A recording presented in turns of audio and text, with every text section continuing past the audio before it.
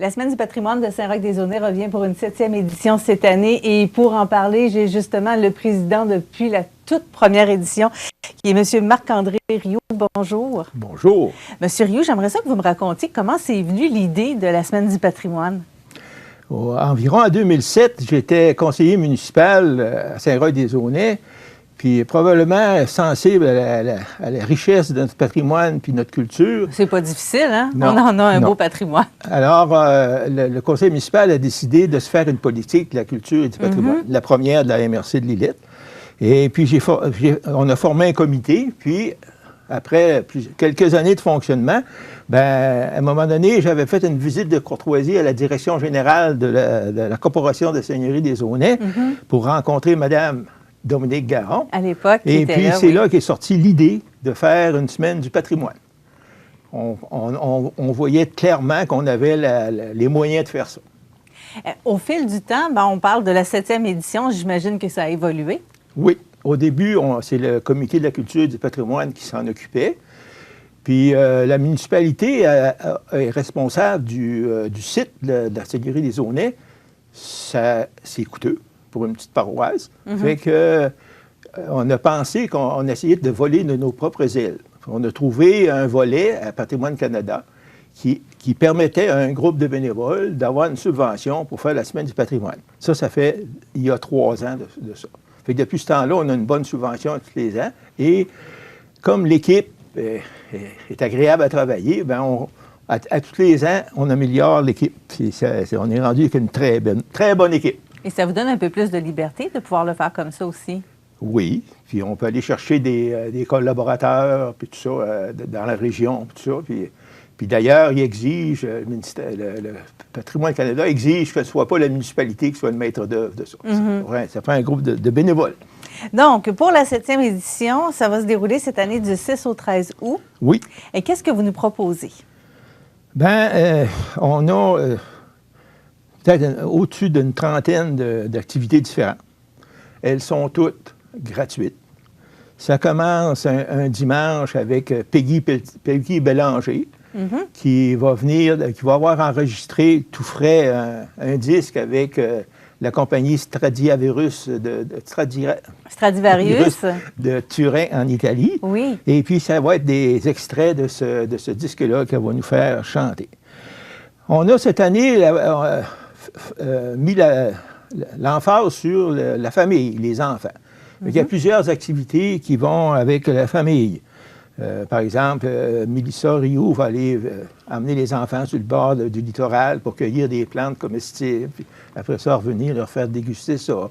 Il va y avoir des contes. Il va y avoir une course au trésor. Pas une course au trésor, un rallye.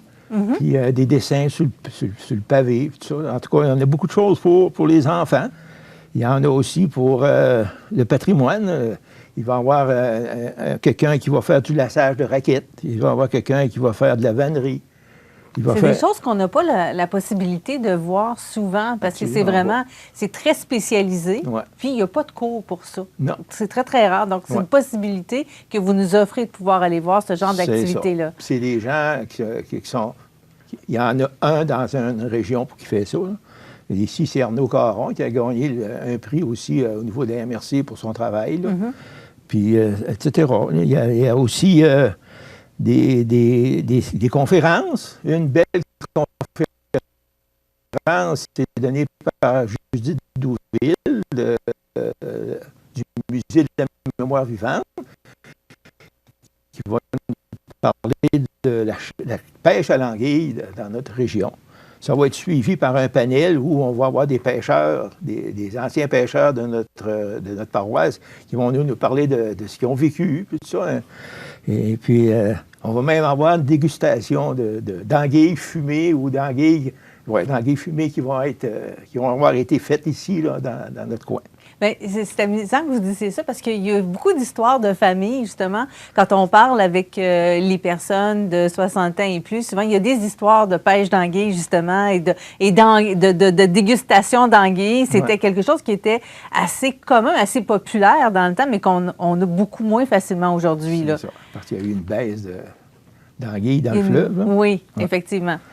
Après ça, on a il va être possible d'aller visiter notre patrimoine bâti. On a eu un minibus prêté par la location Le Mieux de la Pocatière, qui va avoir 3 journées dans lesquelles il va y avoir 2 visites à faire, là, qui durent à peu près 1h30 pour visiter nos plus belles maisons, là, le long de la 132 et même au 2e. Après ça... Le mot patrimoine, c'est large. Hein? Quand on parle de patrimoine, c'est très large. Parce que quand on parle de patrimoine, souvent, on va penser aux maisons, mais bien au-delà de ça... Il y a le patrimoine agricole, il y a le patrimoine religieux, il y a le patrimoine paysager. Et vous avez pris... vous avez vraiment été assez méticuleux pour penser à toutes ces parties du patrimoine-là pour la Semaine du patrimoine, justement. On a des membres dans l'équipe qui ont plusieurs... Il y en a une douzaine dans notre équipe, là. Puis ils ont la voie libre pour aller chercher des personnes qui peuvent nous renseigner sur ces choses-là dans le passé, puis c'est vraiment intéressant. Quelque chose que vous n'avez pas nommé, mais que je trouve vraiment intéressant, c'est que vous avez aussi pris la peine de vérifier que les activités ne s'embroident pas les unes sur les autres. Donc, ça permet aux gens d'aller voir tout ce qu'ils veulent. Oui, oui. Ce qui a été le plus difficile, ça a été toute la fin de semaine. On est plein là, du matin jusqu'au soir sur des 2. On a prévu du stationnement suffisamment pour tout mettre ce monde-là. Il va en avoir sur la place de l'Église, il va en avoir chez le marché des Aunais, etc. Là. Fait que, on devrait être bon pour les recevoir comme du monde. Oui, parce que vous voulez que ce soit le plus accessible possible, bien sûr. Il y a des zones, c'est piétonne. Puis le stationnement, c'est le stationnement, puis etc. Pouvez-vous me parler de ce qui va se passer au cimetière?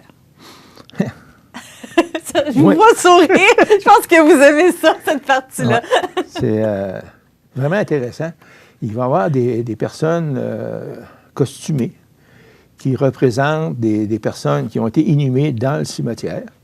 Puis là, ils viennent nous raconter pourquoi ils sont là. Ils apparaissent dans le cimetière tout d'un coup. Pourquoi ils sont là? L'année passée, il y avait une dame qui disait « Je viens voir mon mari, moi, là, puis tout ça. Là, hein? » Justement, on voit des images ici. Là. Fait que puis, on a 2 cimetières. Il y a le cimetière à l'extérieur, puis on a un autre aussi sous la nef de l'église qu'on appelle le cimetière Ad Sanctos. Puis là aussi, il y a au moins 300 inhumations qui sont là. C'est des laïcs, là, c'est pas juste des prêtres. Fait que là aussi, là, on peut faire on va avoir des personnages là, qui nous parlent de ce qu'ils ont été. C'est une belle façon de découvrir, justement, les gens qui ont été avant nous du côté de Saint-Roch-des-Aunais. Puis, pendant toute la semaine, là, il va y avoir Gustave Gamache, qui est le fils de Marie-Claude Gamache du musée maritime, qui va animer la place pendant toute la semaine. Pendant la fin de semaine, ça va être sa mère, Marie-Claude, qui va le faire. Fait que ça va être une ambiance là, festive, une ambiance où notre patrimoine est bien vivant. Et on vous rappelle que c'est tout gratuit. À quel endroit les gens peuvent prendre l'information pour, justement, s'ils veulent choisir des activités? Bon.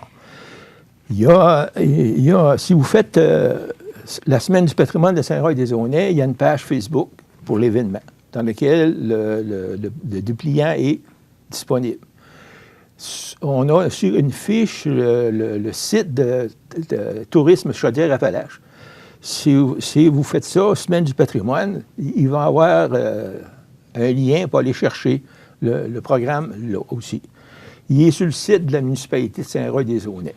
Fait que sur place de l'église, il y a aussi ce qu'on appelle un RIT, un relais d'information touristique. Et puis, sur le relais, on a mis le programme en place. Fait que quand vous arrivez, vous allez être capable d'aller lire le programme. Et puis, notre guide, là, Monsieur Gamache, bien, il va être là pour répondre aux questions aussi. Fait que vous devriez être capable de tout savoir ce qu'il faut là, sur place. Parfait. Bien, merci beaucoup, M. Rioux, d'être venu aujourd'hui nous parler de la Semaine du patrimoine. On rappelle aux gens que ça se déroulera du 6 au 13 août. Cette année, toutes les activités sont gratuites. Et M. Rioux, il est le président de l'événement depuis ses tout débuts. On en est à la 7e édition. Merci. Merci.